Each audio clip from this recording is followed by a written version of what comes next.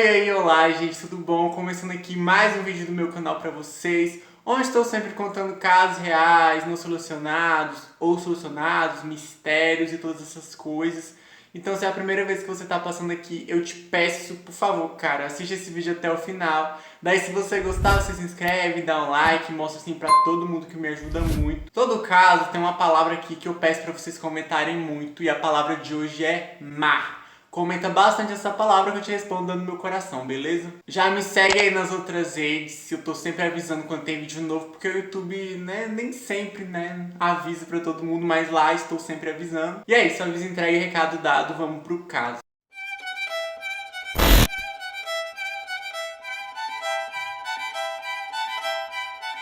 O vídeo do Mentes Insanas.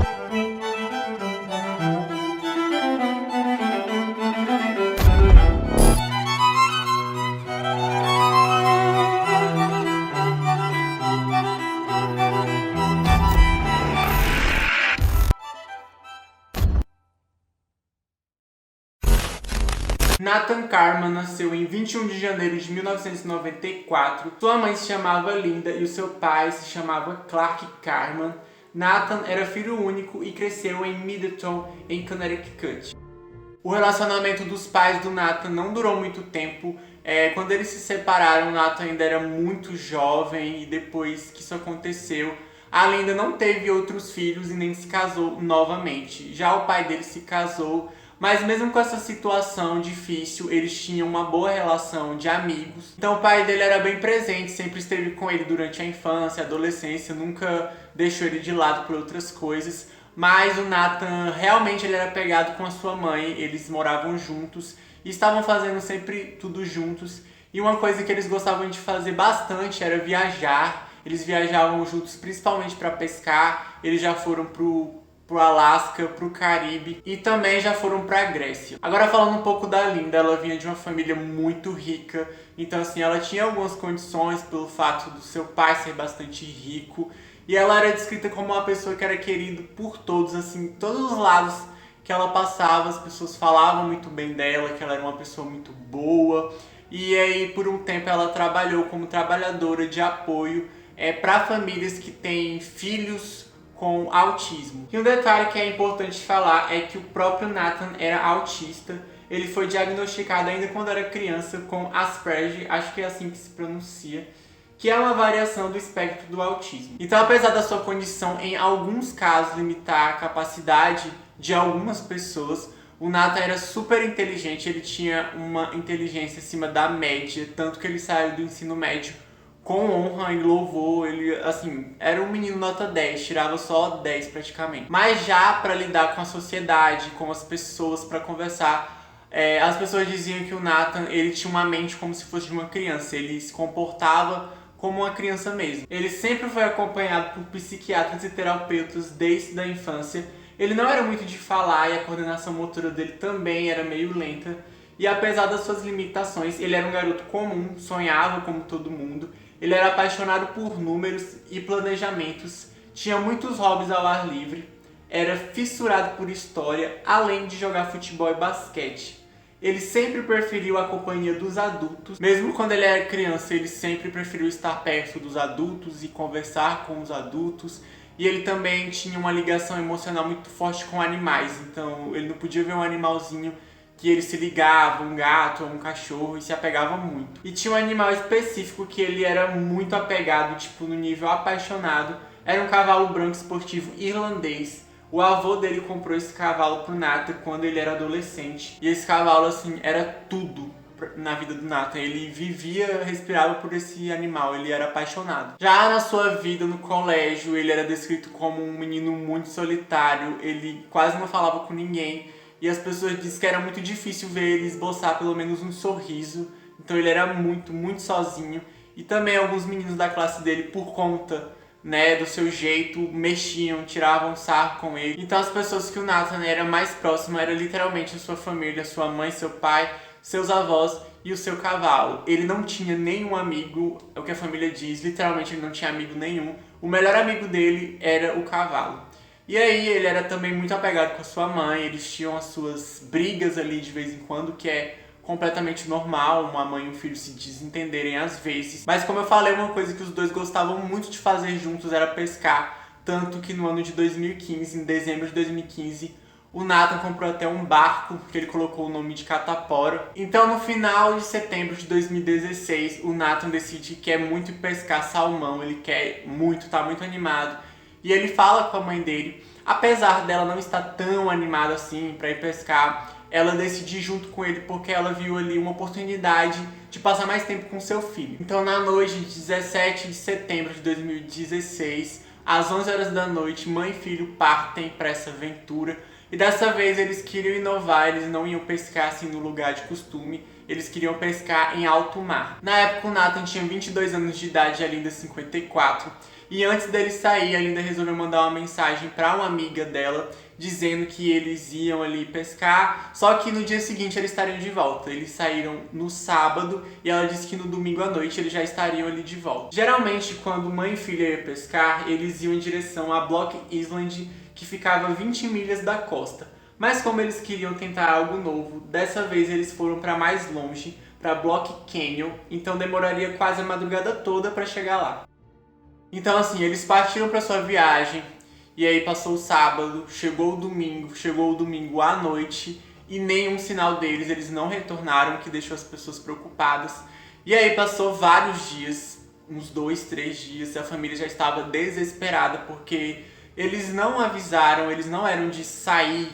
Por mais que eles viajassem, eles sempre avisavam para alguém quando iam voltar, ou entravam em contato ali como podiam. Então o amigo avisou a guarda costeira da situação, e aí a guarda costeira vasculhou 82 milhas quadradas do oceano em volta de Nova York, Rhode Island e Connecticut. Eles não encontraram nada nessa primeira busca deles, então a busca se intensificou. Então durante vários dias, navios, helicópteros, barcos, todos tentavam ali vasculhar o mar para achar, mas eles não encontraram nenhum sinal da mãe e do filho. Então assim, as pessoas teorizavam que uma onda veio e engoliu o barco, só que ninguém achou nada, sabe? Eles não acharam destroços, eles fizeram uma busca intensa, não encontraram nada.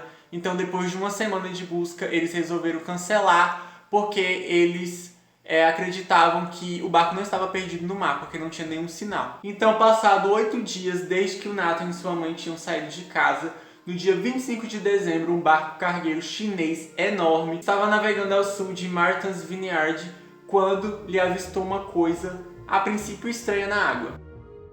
E quando eles chegaram mais perto, eles viram que era o Nathan. Ele estava em cima de um bote vermelho, e aí ele conseguiu ficar de pé e acenar assim para as pessoas. Ele parecia meio cansado, mas enfim, nada demais. Então a tripulação jogou uma boia, ele pulou na água, nadou até essa boia, e aí ele foi resgatado. Eles aqueceram ele, alimentaram ele e entraram em contato com a guarda costeira. Então já havia muitos dias que ele estava flutuando pela água. O que o ajudou a sobreviver é que ele tinha um kit de sobrevivência que tinha alguns pacotes como água doce, algumas barras energéticas e outros suprimentos, além de um dispositivo que tornava a água mais potável para beber. Então Nathan disse para a guarda costeira o que teria acontecido. Ele disse que ele e a mãe saíram no sábado e chegaram no destino deles pouco antes do sol nascer, e que a água até esse momento estava muito tranquila. Aí tudo bem, eles começaram a fazer suas atividades, pescaram, e aí ele conta que por volta do meio-dia eles começaram a escutar um barulho muito esquisito que vinha do motor do barco. Então Nathan foi checar, e aí ele percebeu que estava entrando água pelo motor do barco. A princípio ele não ficou muito preocupado, porque ele achou que ele seria capaz de consertar, e apesar das suas tentativas ele não conseguiu resolver o problema, e também porque estava entrando água muito rápido no barco. Então ele disse que foi tudo muito rápido, em questão de segundos o barco já estava inundado e já estava afundando. Então, no desespero, ele pegou o bote, jogou na água, e aí ele disse que a partir desse momento não viu mais sua mãe, não encontrou. E aí ele não queria também afundar, e ele pulou, no bote. Ele disse que até usou um apito que ele tinha para ver se a mãe dele escutava e conseguia achar ele por ali, mas ele não teve mais contato. Foi a última vez que ele disse que viu a mãe. Então depois que ele conversou com a guarda costeira, foram 2 dias de viagem até eles chegarem em terra firme. Então eles foram para a base da costa costeira, que ficava em Boston. E lá ele foi interrogado com algumas perguntas. Eles queriam saber de tudo para ver qual era a possibilidade de encontrar a mãe dele, até mesmo recuperar o barco. Gente, se tiver um barulho aí no fundo é porque começou a chover agora, tá? Enfim, depois das perguntas, o Nathan foi liberado. O pai dele, o Clark, foi buscar ele em Boston. E ele ficou ali 2 dias na casa do pai dele, até retornar para sua casa que ficava em Vernon, em Vermont. Então, passado 2 dias do seu resgate, na terça-feira ele fez a sua primeira declaração para a imprensa, porque esse caso começou a se tornar famoso, se espalhou ali pela mídia, e aí ele fez sua primeira declaração. E na manhã seguinte de quarta-feira ele deu a sua primeira entrevista e ele agradeceu as pessoas pelo apoio que estavam dando e pelas orações que estavam sendo feitas por ele e pela mãe. Algumas pessoas achavam o Nathan bastante estranho nessas entrevistas, mas como eu falei pra vocês, ele era autista e o público não sabia disso, então às vezes ele tinha uma forma diferente de lidar com as coisas, de agir. Então assim, podia ser por causa disso, mas mesmo assim as pessoas falavam que achavam ele muito frio, muito travado, ele não parecia um filho que tinha acabado de perder sua mãe. Então a guarda costeira vasculhou no local aonde o Nathan disse que tinha estado ali com sua mãe pescando. E aí quando eles vasculharam por toda aquela região ali, uma coisa estranha aconteceu, é que eles não encontraram nada, nenhum destroço do barco, nada, que era muito esquisito, porque se o barco tivesse afundado, ele deveria estar no fundo do mar, é claro. Mas, enfim, eles acabaram não achando. Mas mesmo assim, antes deles encontrarem o Nathan, a polícia já fazia perguntas que eram questionamentos dela, como por exemplo, por que eles não ligaram o transmissor de emergência do barco? Por que no barco não tinha um rádio Mayday? Por que eles não ativaram o GPS? Então assim, nada dessas coisas que geralmente tem, como se fosse obrigação você ter isso, tinha no barco naquele momento e nada foi ativado. Até onde as pessoas sabiam. Como eu disse pra vocês, o destino de mãe e filho era Block Canyon, mas a Linda, quando falou com a sua amiga, ela disse que ia na verdade pra Block Island. Então assim, era estranho porque eles foram pra um lugar, a Linda disse que eles iam para outro. Talvez eles tenham mudado a rota ali no meio do caminho, porque onde eles estavam, onde o Nathan disse que eles estavam, era muito longe da onde a mãe dele disse que eles iriam.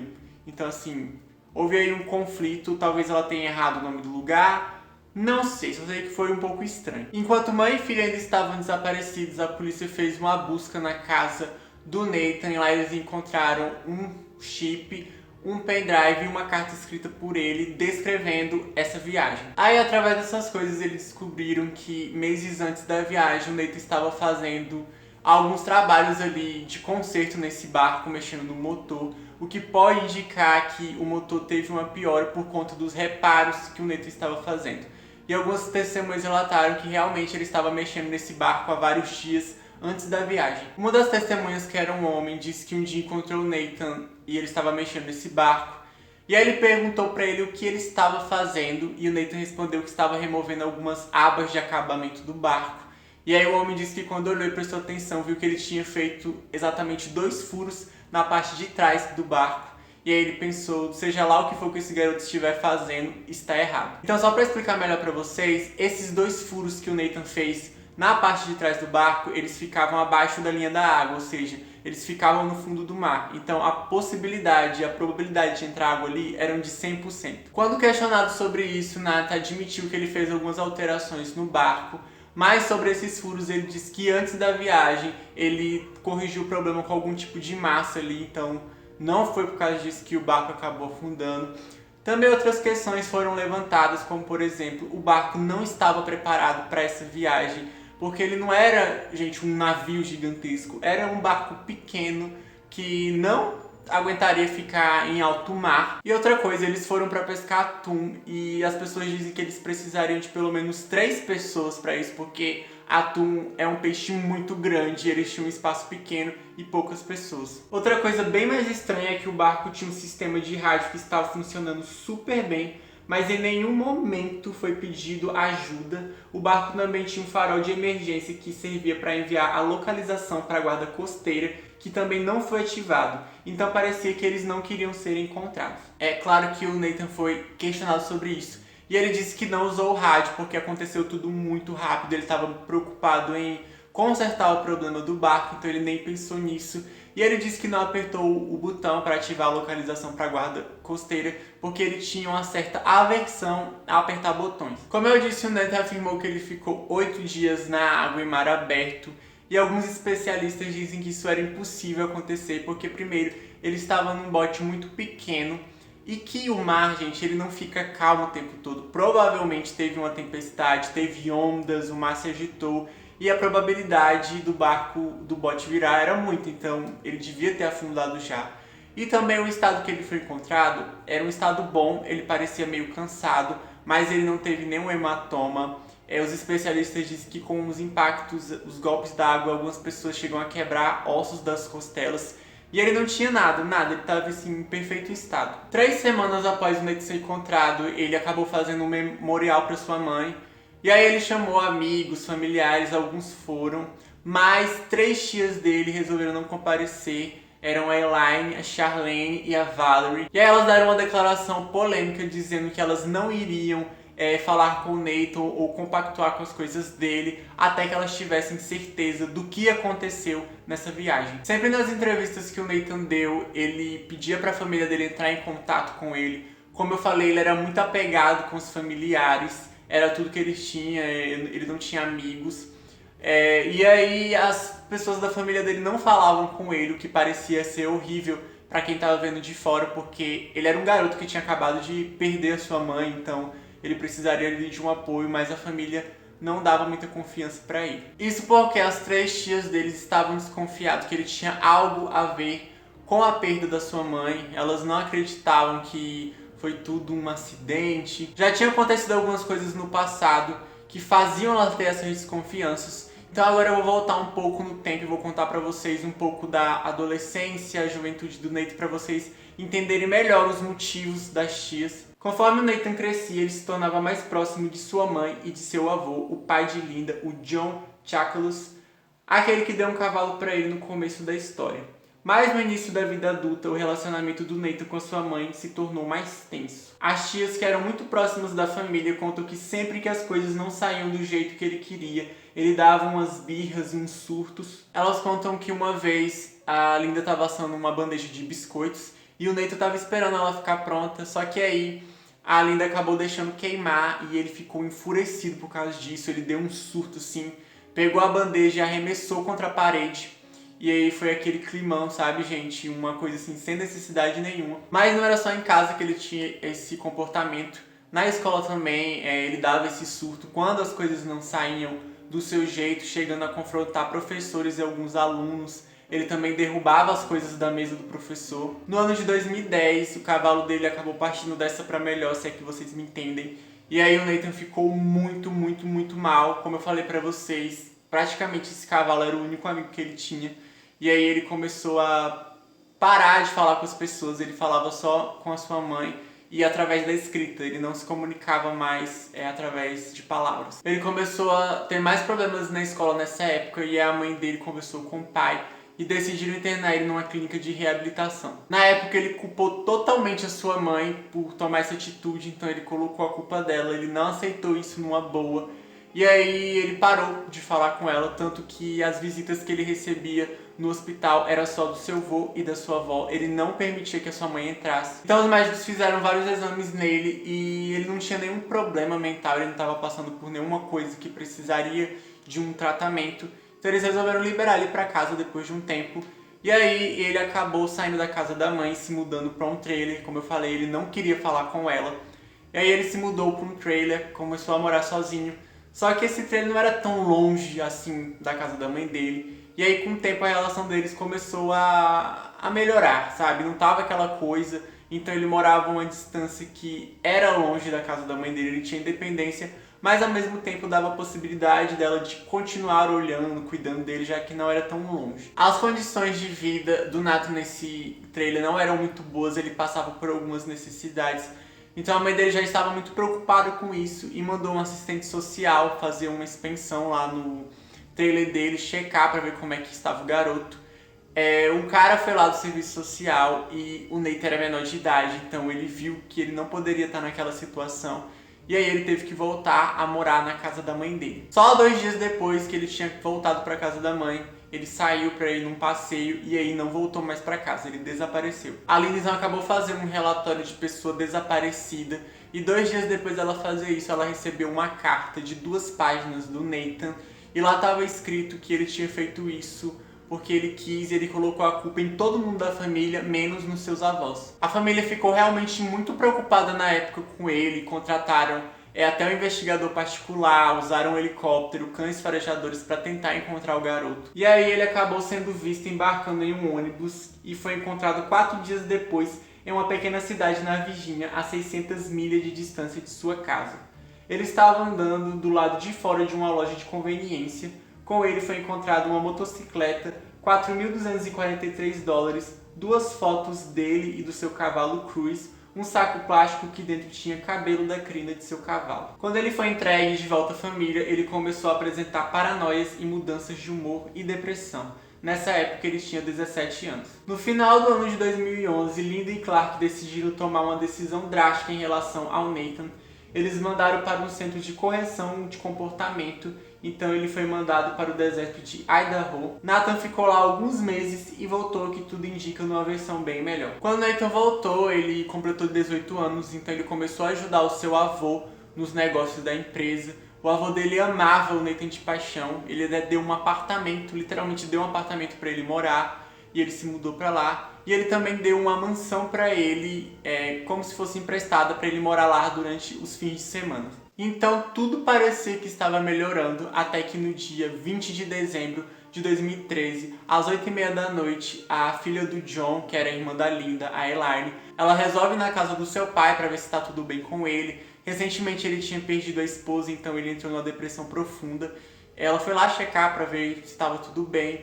E chegando no quarto dele, ela encontrou uma cena horrível. Ele estava deitado em cima da cama, já sem vida, e alguém tinha disparado 3 vezes contra ele. Não havia sinal de entrada forçado, nada tinha sido roubado, e quem fez isso teve o cuidado de recolher as cápsulas e balas que caíam no chão. A polícia fez uma investigação na época e acabou grampeando os telefones de 11 pessoas da família, mas eles focaram principalmente no telefone da Linda e do Nathan. O Nathan foi a última pessoa que viu o seu avô ainda com vida. Eles tinham jantado na noite anterior, mas quando ele foi questionado sobre o que ele estaria fazendo na noite do caso, ele não soube explicar o que ele estava fazendo e aonde ele estava. Na verdade, ele havia faltado ao encontro com sua mãe, que estava esperando o filho para pescar.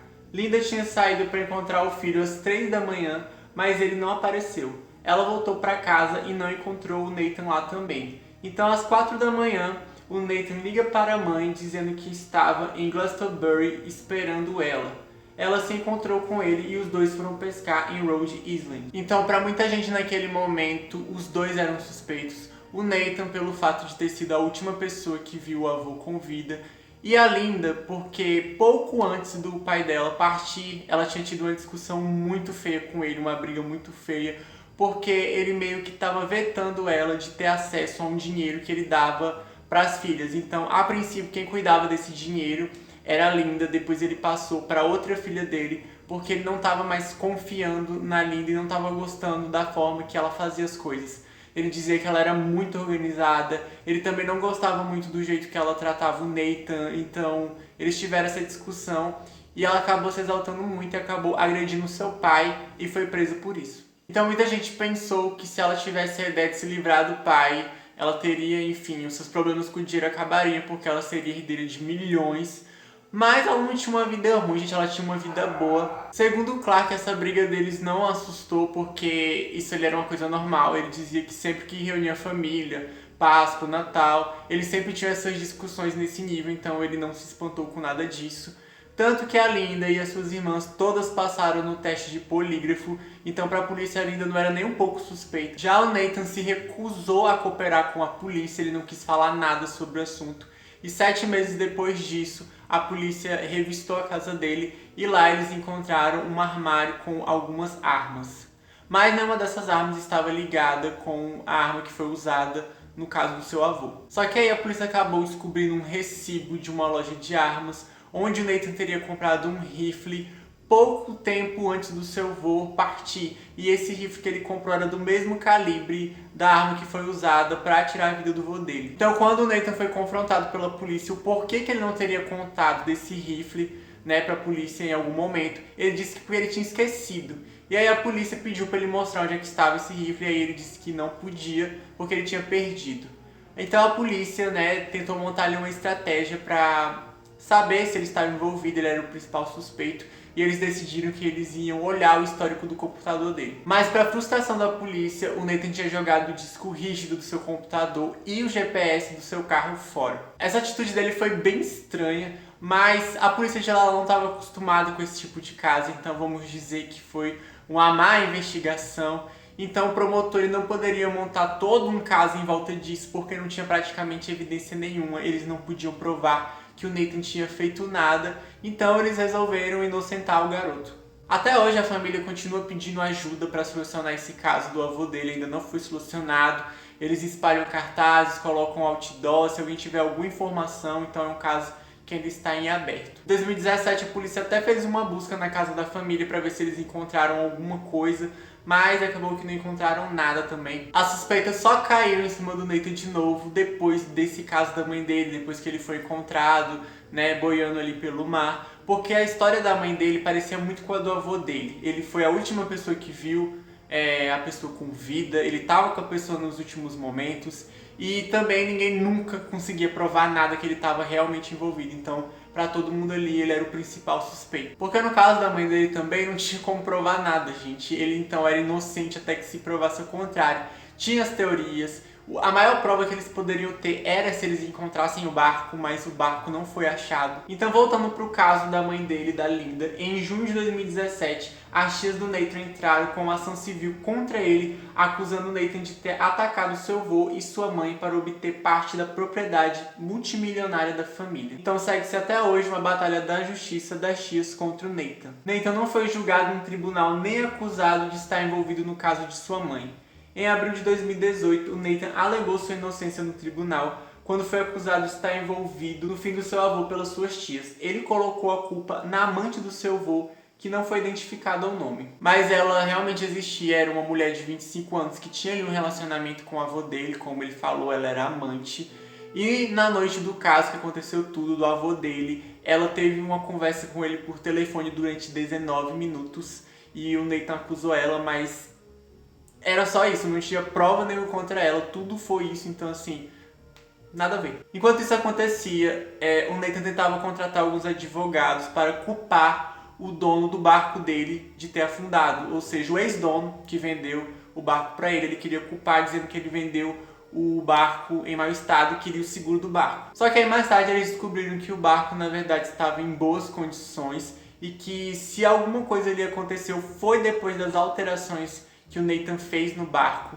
E as pessoas acharam muito estranho isso. O seguro do barco estava em $85.000, então parecia que o Nathan estava muito mais preocupado com esse dinheiro, ele só falava nisso o tempo todo, do que em fazer justiça pela sua própria mãe. Então as pessoas teorizaram que ele afundou o barco de propósito só para pegar esses $85.000. Mas segundo o Nathan, não era questão de dinheiro, e sim questão de acertar as contas, porque para ele o culpado era o ex-dono do barco, então ele pedindo esse dinheirão todo, ele estaria fazendo justiça pela mãe dele. Tudo estava tranquilo até esse momento, só que as coisas começaram a ficar mais tensas pro lado dele. Em 4 de novembro de 2019, advogados da seguradora alegaram em processos judiciais que Nathan sabotou o barco para dar fim à sua mãe e que ele já havia se livrado de seu avô com a intenção de receber uma herança multimilionária. O tribunal considerou que os reparos e alterações que Nathan fez no seu barco o deixou defeituoso, fazendo com que ele afundasse. Então, basicamente, isso quer dizer que Nathan era responsável pela perda da mãe, tendo ele planejado isso ou não. Nathan ainda parece estar morando em Vermont, ele é considerado uma pessoa reclusa e não dá muitas entrevistas. Financeiramente, ele não está tão bem, ele tem a casa dele que seu avô comprou, a qual ele passou meses reformando, transformando em uma casa de 4 andares. Mas ele colocou a casa à venda para conseguir dinheiro para pagar os honorários dos advogados. Então esses processos ainda estão rolando por aí, esse caso ainda não foi totalmente encerrado. E é isso, gente, não tenho mais informações sobre isso, esperamos que a justiça seja feita. Mas é muito complicado porque ao mesmo tempo eles não podem provar nada. Talvez se eles encontrassem o barco e analisassem, cara, isso seria perfeito.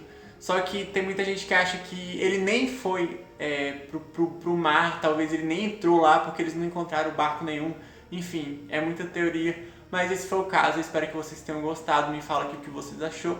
E é isso, eu vejo vocês no próximo vídeo. É nóis!